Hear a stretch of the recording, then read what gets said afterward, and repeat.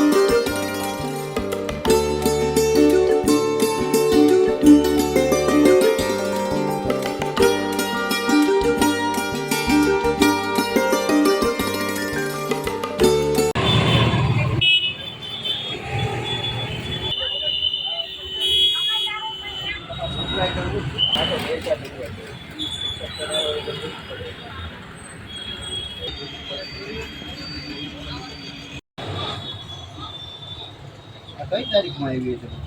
9 ના પણ 5 તો 5